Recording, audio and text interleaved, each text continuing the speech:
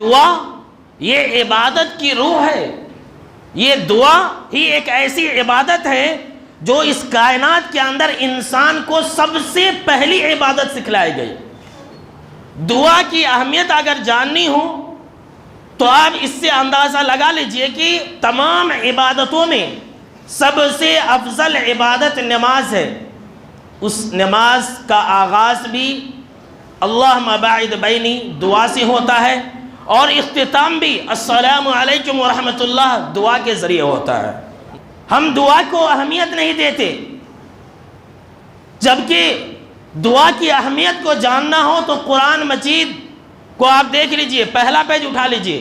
قرآن مجید جیسے کھولیں گے اس کی شروعات بھی دعا کے ذریعے ہوتی ہے، الحمدللہ رب العالمین، اور اس کا اختتام بھی، قرآن مجید کا اختتام بھی دعا ہی کے اوپر ہوتا ہے. قل اعوذ برب الناس دعا ہی کے اوپر ہوتا ہے.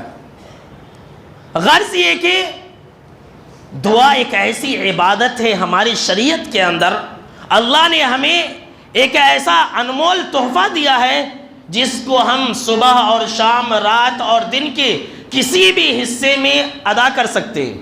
اس کی کوئی وقت متعین نہیں ہے، اس کا کوئی ٹائم ٹیبل فکس نہیں ہے. جیسے کہ ہم اور آپ جانتے ہیں تمام عبادتوں کا کوئی نہ کوئی وقت مقرر ہے. روزہ کے لیے وقت مقرر ہے، حج کے لیے وقت مقرر ہے، نماز کے لیے وقت مقرر ہے، جبکہ دعا کے لیے کوئی وقت مقرر نہیں ہے. کتنی عظیم عبادت ہے. یہی وجہ ہے کہ جناب محمد عربی صلی اللہ علیہ وسلم کی زندگی کا کوئی حصہ ایسا نہیں ہے جس حصے کے اندر آپ صلی اللہ علیہ وسلم سے دعائیں منقول نہ ہو، بلکہ آپ صلی اللہ علیہ وسلم سے 700 دعائیں ثابت ہیں، کم و بیش 700. اللہ اکبر. اور ہمارے قرآن مجید کے اندر 70 سے زیادہ مقامات پر اس دعا کا ذکر کیا گیا، یاد رکھ لیجئے.